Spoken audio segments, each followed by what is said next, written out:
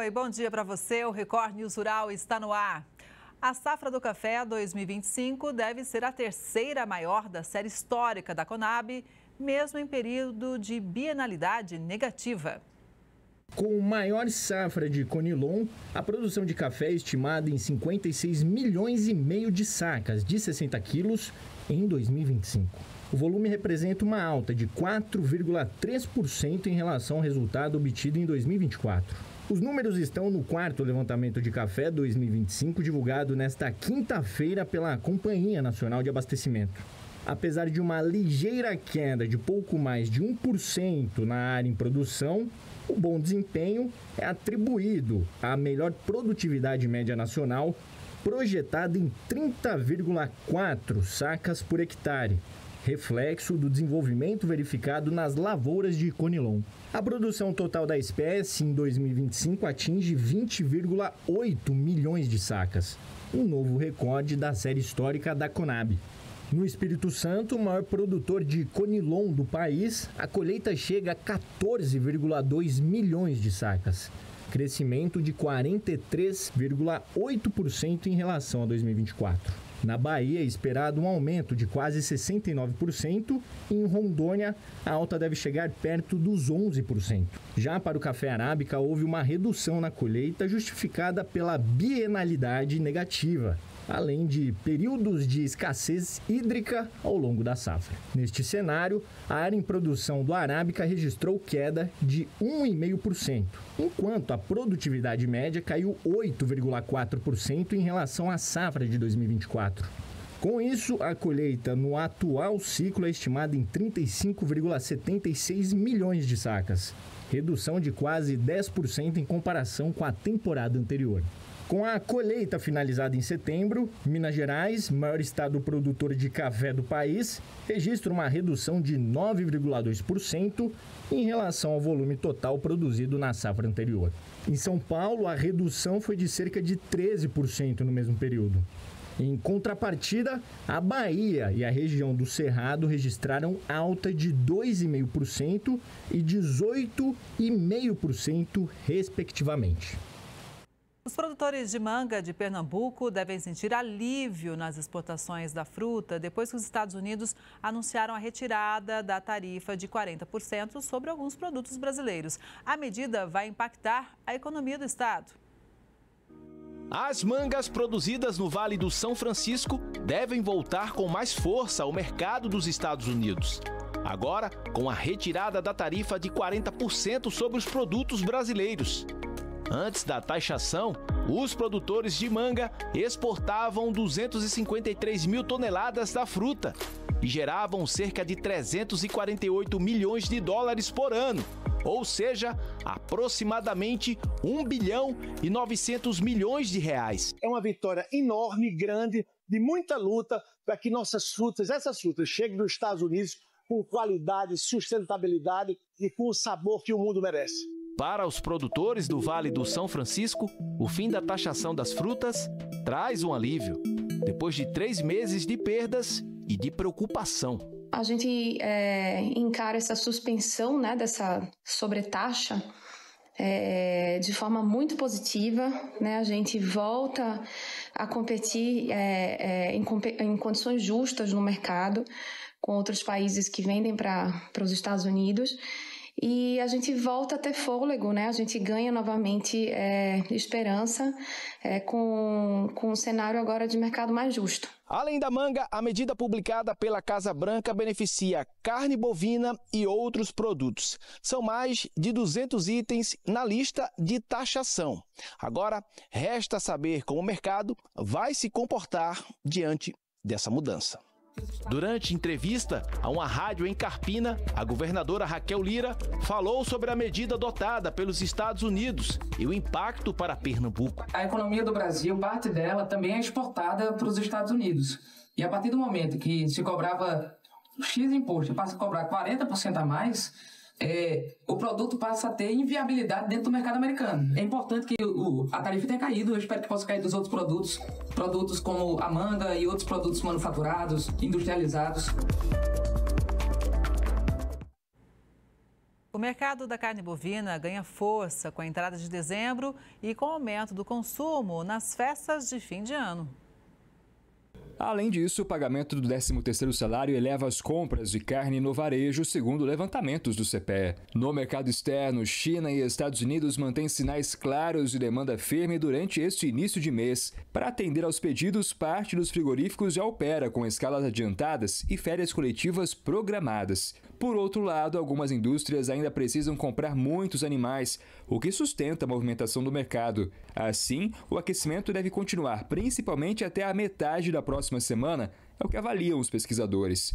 Historicamente, a primeira quinzena registra alto escoamento de carne no atacado e no varejo nacional. Como resultado, o cenário dá suporte direto aos preços da arroba do boi gordo. Na segunda quinzena, porém, o mercado costuma perder ritmo por paradas técnicas e recessos industriais. Mesmo assim, a oferta ajustada e as exportações recordes mantêm os preços sustentados neste mês. Portanto, o setor não deve enfrentar pressão significativa de queda ao longo de dezembro.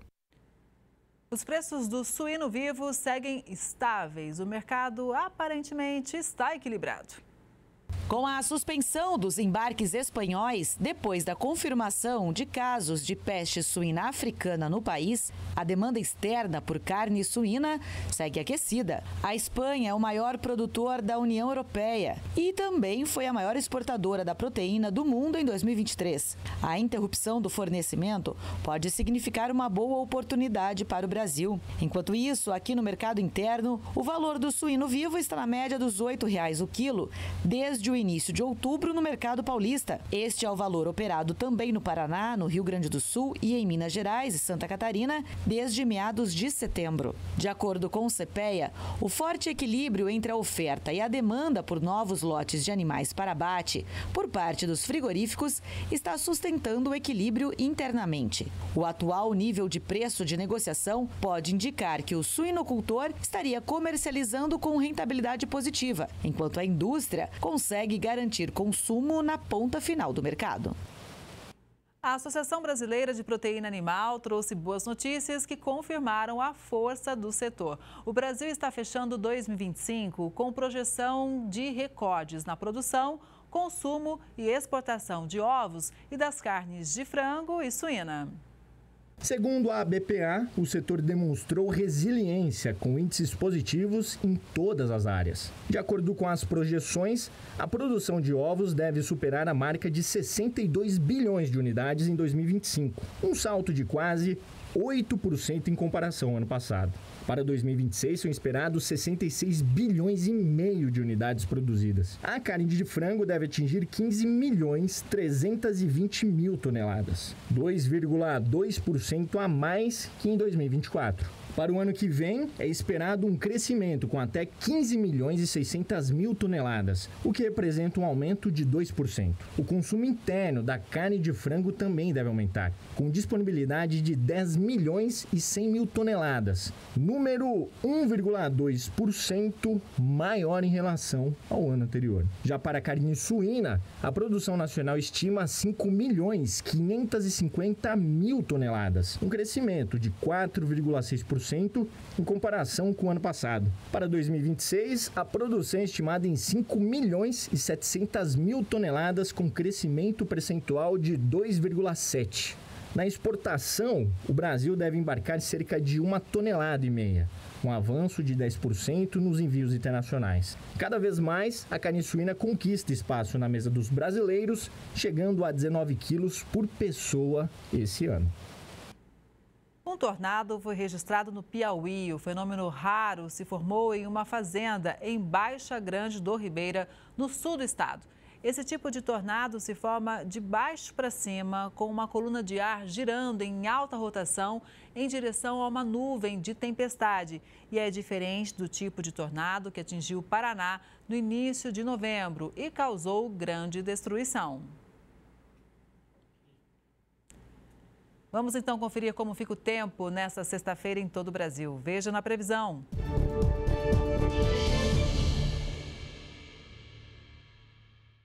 A semana termina com tempo firme na maior parte da região sul, enquanto em áreas do sudeste, centro-oeste, parte da Bahia e do norte permanecem sob influência das acas. que intensifica as pancadas de chuva e o risco de temporais. O calor predomina em boa parte do país e a umidade do ar segue mais baixa em áreas do sul, Mato Grosso do Sul, São Paulo e interior do Nordeste. Na região sul, o tempo firme predomina ao longo do dia, com nebulosidade maior na faixa leste do Paraná e de Santa Catarina.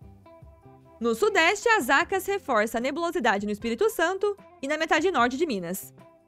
No litoral paulista e no Rio, o tempo fica mais nublado também. Em Mato Grosso, Goiás e norte de Mato Grosso do Sul, nuvens mais carregadas, enquanto no restante do estado sul-mato-grossense, o tempo segue mais aberto. No Nordeste, a nebulosidade é maior na Bahia, metade sul do Maranhão e do Piauí, além do Ceará e oeste de Pernambuco. E no Norte, tempo mais fechado na região, enquanto no Amapá, o predomínio é de sol. No sul do país, chance de chuva fraca e isolada, no litoral do Paraná e de Santa Catarina. Já na região central do país, a atuação das Zacas provoca chuvas moderadas a fortes em Mato Grosso, Goiás e Distrito Federal, com risco de temporais. Enquanto no norte de Mato Grosso do Sul, pancadas moderadas a fortes ocorrem principalmente à tarde. No norte, a atuação do sistema continua provocando fortes pancadas de chuva pela região, e há risco de temporais, além de boa parte da Bahia, onde a situação é de perigo no extremo sul do estado. E as instabilidades também seguem ocorrendo na metade sul do Maranhão e do Piauí. No sudeste, pancadas fracas no litoral paulista e no Rio ao longo do dia, enquanto a atuação das Zacas mantém chuvas moderadas a fortes no centro-norte de Minas e no Espírito Santo. Há risco de temporais e acumulados elevados em algumas áreas. E a situação é de perigo no Nordeste mineiro. Ao longo da faixa litorânea da região Nordeste, Espírito Santo, litoral norte gaúcho e sul catarinense, oeste interior de São Paulo, rajadas de vento variam entre 40 e 50 km por hora nesta sexta. Entre o norte do Piauí e do Ceará, sul de Mato Grosso do Sul, grande parte de São Paulo, oeste catarinense e em grande parte do Paraná e do Rio Grande do Sul, o tempo deve ficar mais seco nesta sexta, principalmente no oeste e interior gaúcho, onde a umidade do ar pode ficar abaixo dos 20%. Já em relação às temperaturas para esta sexta, máximas de 32 graus em Porto Alegre, 31 em Campo Grande e em Salvador, 28 em São Paulo e Goiânia, 25 em BH e 27 graus em Palmas. O planejamento é o maior aliado do produtor rural para não perder dinheiro e ter lucro satisfatório. Ficar atento à previsão do tempo também garante uma gestão de risco e evita prejuízos na lavoura. Nesta fazenda em Rio Verde, são 550 hectares plantados com soja. A propriedade pertence à família do Ivan. Os pais dele, os irmãos e alguns primos, todos são produtores rurais. Eles também têm outra propriedade na cidade, com mais 400 hectares usados para o plantio de soja, milho e sorgo. Mas plantar grãos não é tão fácil quanto parece. É preciso conhecimento e planejamento, principalmente por conta das condições climáticas, que nem sempre são favoráveis. Esse ano o clima está muito adverso, onde choveu para o produtor plantar, mas após a planta nascer, está dando chuva ali de 3 milímetros, 5 milímetros, então não é suficiente para a planta de soja produzir. Esta safra de soja está sendo desafiadora, não só para a família do Ivan, mas para todos os produtores do estado. Antes do plantio, as expectativas eram enormes. O Ivan planejava colher 75 sacas por hectare, mas as chuvas não ajudaram e hoje a expectativa de produção já é de apenas 60 sacas por hectare, 15 a menos. Mas isso só deve acontecer se as chuvas começarem a cair com mais constância. A gente fica aí nessa expectativa, enquanto não chove mesmo, não acaba aquela tensão, né? Mas às vezes a tão desejada chuva vem em excesso e acaba mais atrapalhando do que ajudando. Nesta fazenda, por exemplo, choveu granizo e toda a plantação está comprometida. Gelo. Ó. Nada de folha, sobrou nada. Quanto mais envolvida está a planta, maior é o dano, porque tem menos tempo para essa soja recuperar. Então, esses produtores que tiveram chuva de granizo, se a chuva foi intensa, eles já perderam produtividade. Alguns casos, eles perderam poucas produtividades, a planta estava muito nova.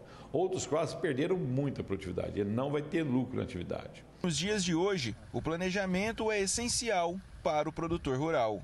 Primeiro ponto que o produtor precisa ter é produtividade, né? Tudo vem do grão. Agora, ele só ter produtividade não significa que ele vai continuar na atividade. Na nossa visão, muitos produtores vão sair da atividade nos próximos 3 anos. Por quê? Por falta dessa visão financeira do processo, desse planejamento financeiro. O planejamento financeiro, práticas sustentáveis e gestão de riscos são ações consideradas como armas para o produtor rural enfrentar um ciclo agrícola. Às vezes o produtor perde muito tempo analisando que máquina vai comprar, qual semente vai comprar, e ele não se dedica em estudar a que preço ele precisa vender e por que ele precisa vender naquele preço. Às vezes a oportunidade vem, ele não faz o negócio porque acha que não está ganhando dinheiro, porque não tem certeza das dele e ele perde a oportunidade. O Ivan sabe bem disso e sempre programa as contas do grupo esperando os resultados planejados e também possíveis prejuízos que possam acontecer. É por isso que todo produtor precisa trabalhar com a gestão de risco, ainda mais em tempos de climas instáveis como os que estamos vivendo há alguns anos em Goiás. Eu construo cenários. A 110, qual a margem que me dá? A 115, a 120 e eu vou construindo cenários. Com esses preços sendo atingidos, eu tomo a minha decisão. E o contrário também é verdadeiro. Se o meu custo é 115, por que eu vou vender antecipadamente menos que 115? É melhor eu não vender. Outra coisa importante que é o seguinte, eu sabendo qual vai ser a minha margem, eu consigo mensurar meu investimento. Se eu posso comprar uma máquina, se eu não posso comprar uma máquina, se eu preciso investir mais no meu solo, se eu posso investir mais no meu solo ou não, as minhas decisões são pragmáticas, elas não são tomadas sem raciocínio. Quais são os desafios para produzir soja e milho aqui no Brasil? Quais são os custos, a produtividade, a expectativa de safra, hein?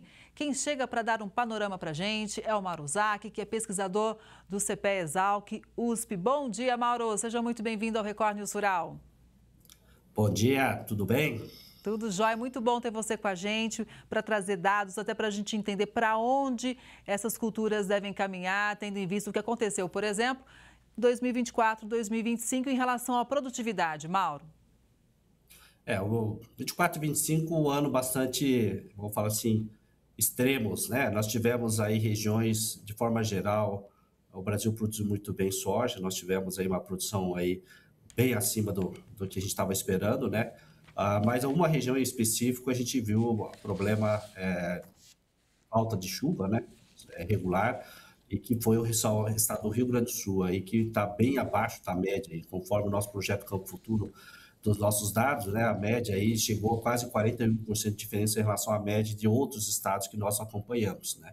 Então, isso com menor produtividade esperado, já colhida nessas regiões do estado, nós tivemos aí custo por tonelada produzido muito superior a outras regiões, né? Ultrapassando aí o dobro do que na média de outras regiões produtoras com relação ao custo por tonelada produzida. Então, essa foi um cenário bastante conturbado, mas, de linhas gerais, a margem bruta da soja do ano passado foi um ano positivo, exceto para o Rio Grande do Sul, e o que traz um desafio grande, né? Porque nós estamos aí trabalhando de safra de 19 até 21, nós estávamos trabalhando um patamar bastante tranquilo, né? Em torno de $200, mais ou menos, por tonelada produzida, e, de repente, esses valores recuam aí para um patamar de $79, né? Então, a gente tem um recuo aí de quase 63% na margem bruta em dólar por tonelada produzida. E essa é a sensação que os produtores de soja têm passado nessas últimas 3 temporadas, com uma redução da sua margem bruta, e então acabar repensando um pouco aí como é que nós vamos trabalhar esse fluxo de caixa com os compromissos que nós assumimos nas temporadas anteriores e que os preços estavam bastante atrativos. Pois é. Antes da gente falar do milho, viu, Mauro, gostaria da sua análise agora, fazendo um recorte mais recente com relação às ações de Donald Trump, com o tarifaço e depois também com essa questão chinesa, ou seja, a China tendo ali que fazer uma compra política de soja, né? E agora, obviamente, a gente acompanha muito de perto esse movimento entre China e Estados Unidos quando o assunto é soja, mas de que forma isso pode impactar para a gente aqui no Brasil, na sua visão? A questão de você ter uma imposição de uma, vamos falar como denominar cota, né?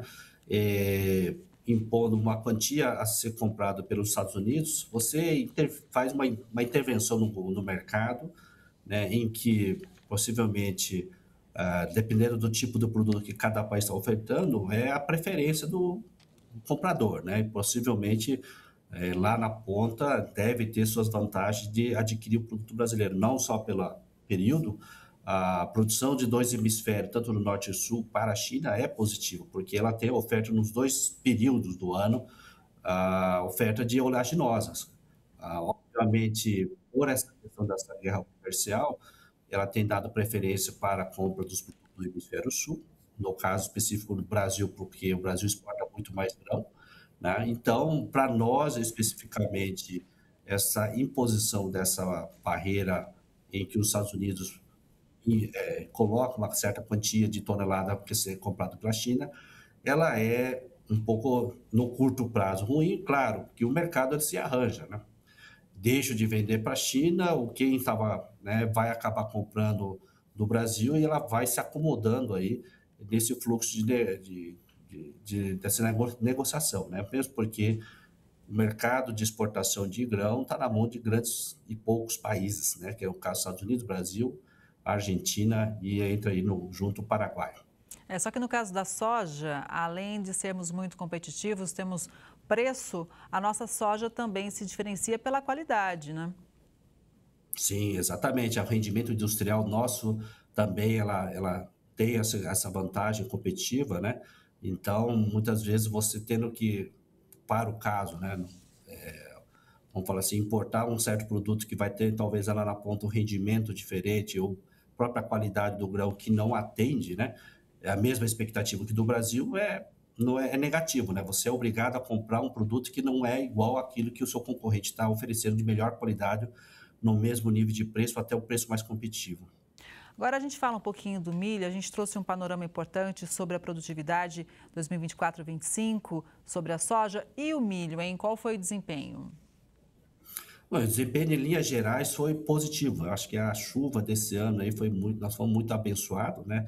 Um ano que a chuva ela ocorreu todo o mês de abril até início de maio, então com isso garantimos para nós uma super safra aí, né? Ultrapassando a média de quase, chegando próximo de 7 toneladas em média. O estado do Paraná que sofreu um pouquinho mais, né, na segunda safra, né, por conta da geada. Então, ela teve, dentro dos 4 principais estados produtores de milho segunda safra, foi o estado que teve menor desempenho, mas ainda bem próximo, né, assim, da média, não tão distantes assim, ao ponto de a gente não ter grandes problemas na rentabilidade, né, ou o custo por tonelada produzida.